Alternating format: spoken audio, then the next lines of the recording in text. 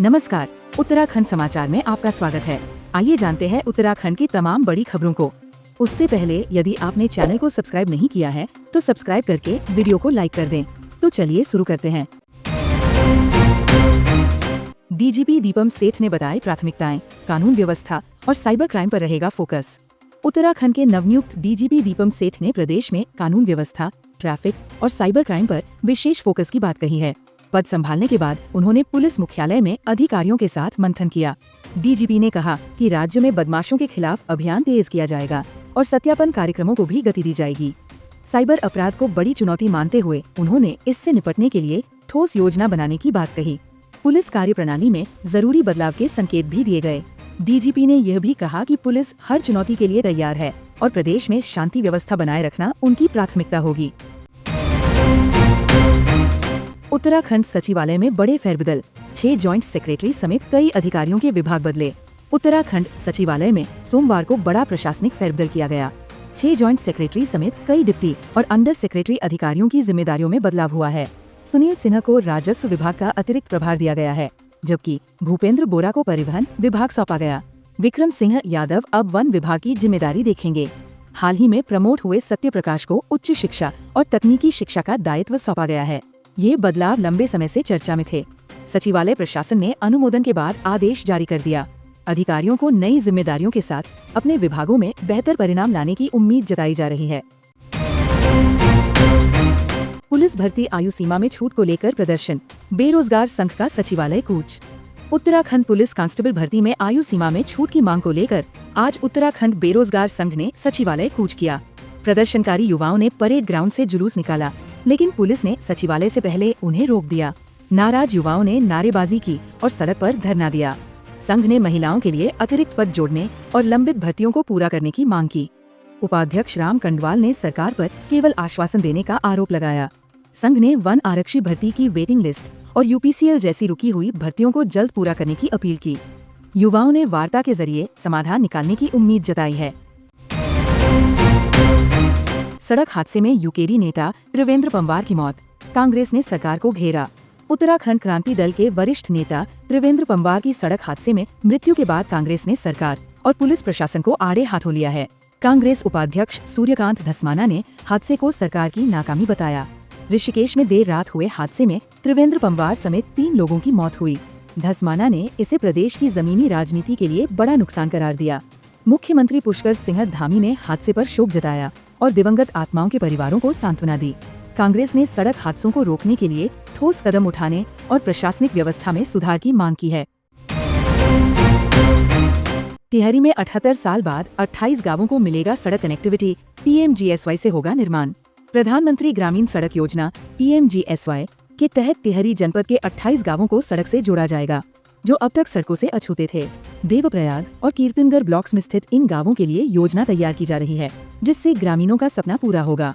जिन ग्राम पंचायतों में 250 से ज्यादा आबादी वाले तोक हैं, उन्हें प्राथमिकता पर सड़क कनेक्टिविटी मिलेंगी। यह कदम राज्य सरकार द्वारा ग्रामीण विकास को बढ़ावा देने की दिशा में बड़ा कदम साबित होगा। लोक निर्माण विभाग के अधिकारी शिवम रावत ने बताया कि परियोजना के तहत इन गाँवों में सड़कों का निर्माण जल्द शुरू होगा। आसन झील पर सैलानियों का तांता, साइबेरियन पक्षियों का आगमन हुआ शुरू। चक्राता वन प्रभाग के आसन कंजर्वेशन रिजर्व में साइबेरियन पक्षियों का आगमन हो चुका है, जिससे ये क्षेत्र अब पक्षी प्रेमियों और पर्यटकों के बीच आकर्षण का केंद्र बन गया है।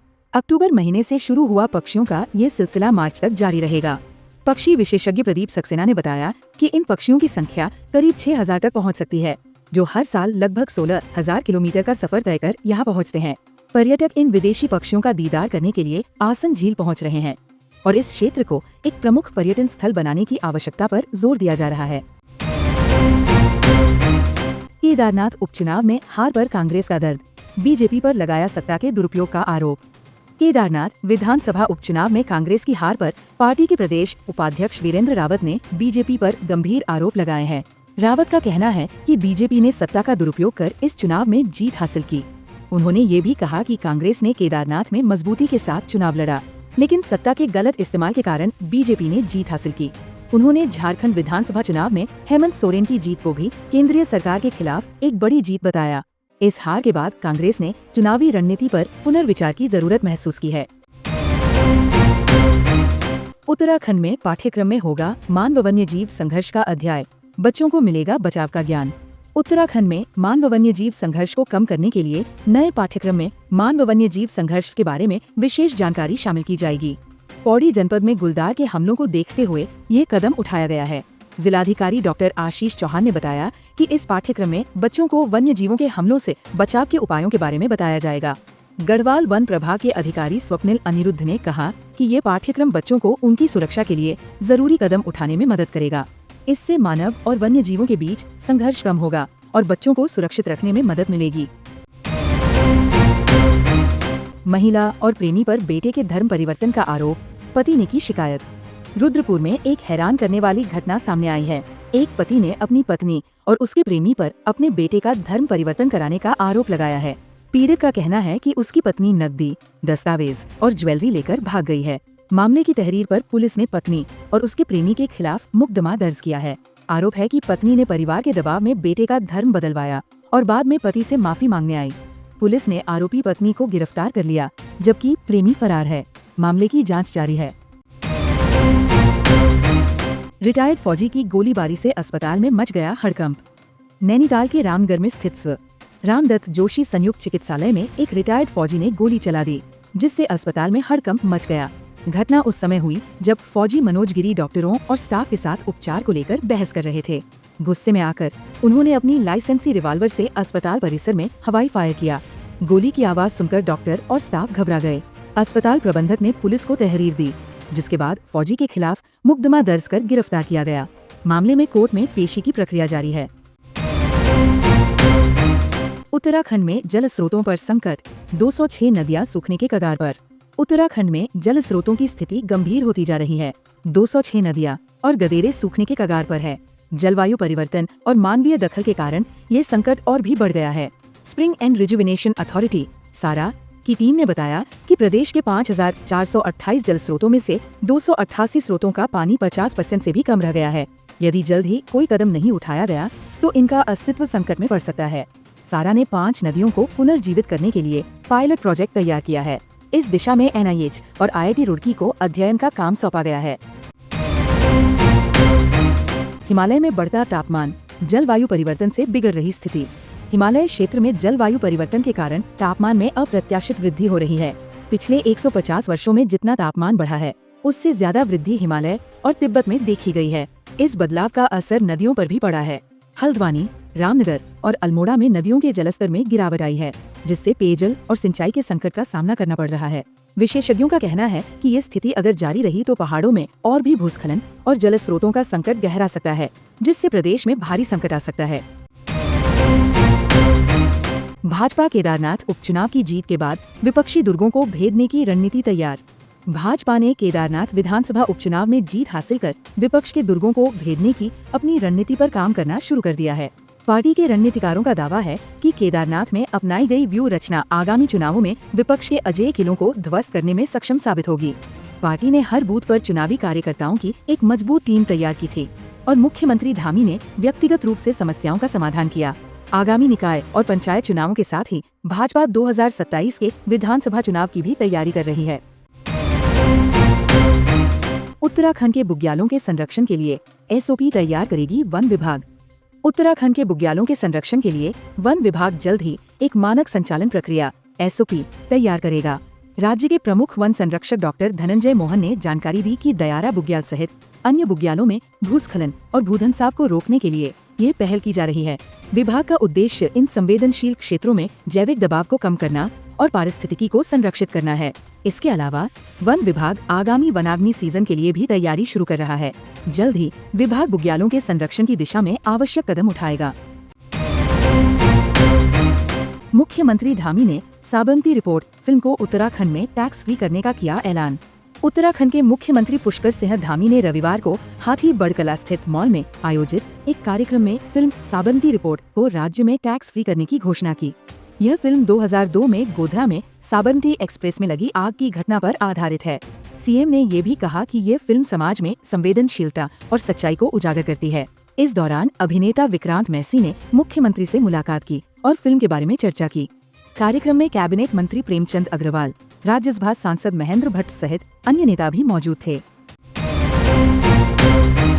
उत्तराखंड के पहाड़ी इलाकों में हुई सीजन की पहली बर्फबारी, ठंड में हुई वृद्धि। उत्तराखंड में रविवार को सीजन की पहली बर्फबारी ने ठंड का असर बढ़ा दिया।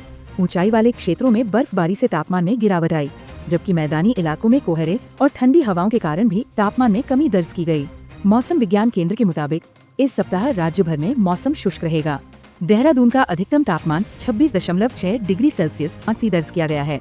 विशेषज्ञों के अनुसार सुबह और शाम हल्का कोहरा छा सकता है और ठंडी हवाओं के कारण और अधिक गिरावट हो सकती है। रुड़की में शादी में आए युवक की कार से लाखों की चोरी, पुलिस जांच में जुटी। रुड़की के मच्छी मोहल्ला में एक युवक की कार से लाखों रुपए की ज्वेलरी और नकदी चोरी हो गई।